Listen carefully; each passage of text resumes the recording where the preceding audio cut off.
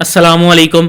आप देख रहे हैं ट्रूथ एंड फैक्ट्स। 16 जनवरी 2013 को नासा की स्पेस शटल ने फ्लोरिडा के कैंडी स्पेस सेंटर से स्पेस के लिए उड़ान भरी। इस स्पेस शटल में इंडिया की पहली वुमेन कल्पना चावला समेत टोटल 17 क्रू मेंबर थे जो नासा के स्पेस मिशन पे थे। इस मिशन को STS-107 का नाम दिया गया था और ये कल्पना चावला का दूसरा स्पेस मिशन था। पूरे 15 दिन 22 घंटे 20 मिनट और 32 सेकंड स्पेस में रहने के बाद 1 फरवरी 2003 को अर्थ के एटमॉस्फेयर में एंटर करते हुए स्पेस शटल तबाह हो गया था और 7 एस्ट्रोनॉट्स ने अपनी जान गंवा दी। तो आखिर उस दिन स्पेस शटल के साथ क्या हुआ था? क्या नासा को इस हादसे का अंदेशा हो गया था और नासा ने क्यों छुपाया कल्पना की मौत का राज? और इस हादसे से पहले कैसा था कल्पना चावला के ख्वाबों का सफर? तो चलिए जानते हैं। कल्पना चावला 17 मार्च 1962 में हरियाणा के डिस्ट्रिक्ट करनाल में पैदा हुई थी। बचपन से ही उनकी आंखों में आसमान में उड़ने का ख्वाब था। 1976 में पंजाब इंजीनियरिंग कॉलेज में एरोनॉटिकल इंजीनियरिंग में बैचलर की डिग्री कंप्लीट करने के बाद 1982 में वो अमेरिका चली गई और वहां जाके उन्होंने यूनिवर्सिटी ऑफ टेक्सास से एरोस्पेस में मास्टर की डिग्री हासिल की। साल 1988 में यूनिवर्सिटी ऑफ कोलोराडो से एरोस्पेस इंजीनियरिंग में PhD करने के बाद उन्होंने नासा में काम करना शुरू कर दिया। 1991 में उन्हें अमेरिका की सिटीजनशिप भी मिल गई और फिर 1994 में उन्होंने नासा के एस्ट्रोनॉट कॉर्प्स को ज्वाइन कर लिया। एस्ट्रोनॉट कॉर्प नासा का वो यूनिट है जो अलग अलग स्पेस मिशन के लिए एस्ट्रोनॉट्स को सिलेक्ट करके स्पेस में भेजती है। कल्पना चावला की काबिलियत देखकर उन्हें अगले ही साल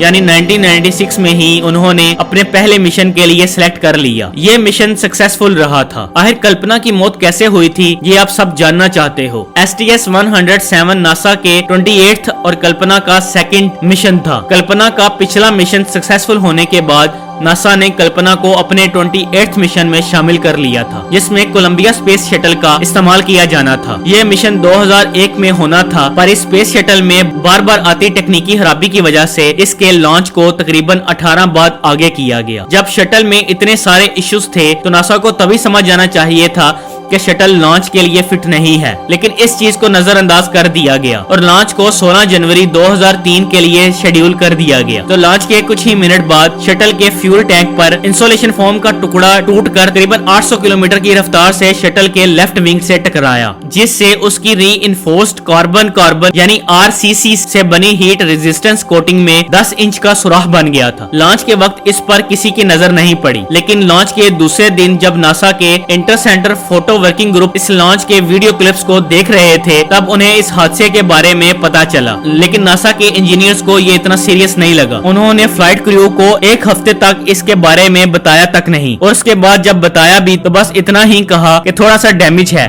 कोई परेशानी वाली बात नहीं है। अपने मिशन के दौरान पूरे 15 दिन 22 घंटे 20 मिनट स्पेस में रहने के बाद 1 फरवरी 2003 को जब कल्पना और उनके क्रू मेंबर्स अर्थ की एटमॉस्फेयर में एंटर हुए तो फ्रिक्शन से गर्म हुई हवा शटल के विंग में हुए सुराख से अंदर तक पहुंचने लगी। ये हवा इतनी गर्म थी कि शटल जगह जगह से डैमेज होने लगा, जिसकी वजह से शटल में ऑक्सीजन कम होने लगी और सभी क्रू मेंबर्स बेहोश हो गए। कैबिन के अंदर बढ़ती गर्मी की वजह से उनकी बॉडी का सारा खून उबलने लगा और शटल के ब्लास्ट होने से पहले ही उनकी दर्दनाक मौत हो गई। अब यहाँ सवाल नासा पे खड़ा हो जाता है कि नासा ने चुपचाप बैठे तमाशा क्यों देखा। CAIB के मुताबिक नासा के inter centre photo working group ने लॉन्च के 3 दिन के अंदर ही नासा के स्पेस शटल प्रोग्राम ऑफिस की मैनेजर लिंडा हैम से रिक्वेस्ट की थी कि वो डिपार्टमेंट ऑफ डिफेंस से उनसे इंसुलेशन फोम के टकराने वाले हिस्से की हाई रेजोल्यूशन इमेज मंगवाएं। लेकिन लिंडा हैम ने कमेटी की रिक्वेस्ट को ये कहकर मना कर दिया कि ये कोई इतना सीरियस मसला नहीं है और क्लियर इमेज ना मिलने की वजह से कमेटी को कंप्यूटर सिमुलेटर की मदद से ये अंदाजा लगाना पड़ा कि जब ये 2 फीट लंबा इंसुलेशन फोम 800 किलोमीटर की रफ्तार से विंग से टकराता है तो क्या क्या हो सकता है। वो इस सिमुलेटर से मिले हुए डाटा से बस इतना ही बता पाए कि शटल को अर्थ में एंट्री के टाइम हीट डैमेज का सामना करना पड़ सकता है, बट वो ये नहीं बता सके कि कितना, और इसका जवाब उनको 1 फरवरी को उस एक्सीडेंट के टाइम ही मिला होगा। 5 फरवरी 2003 को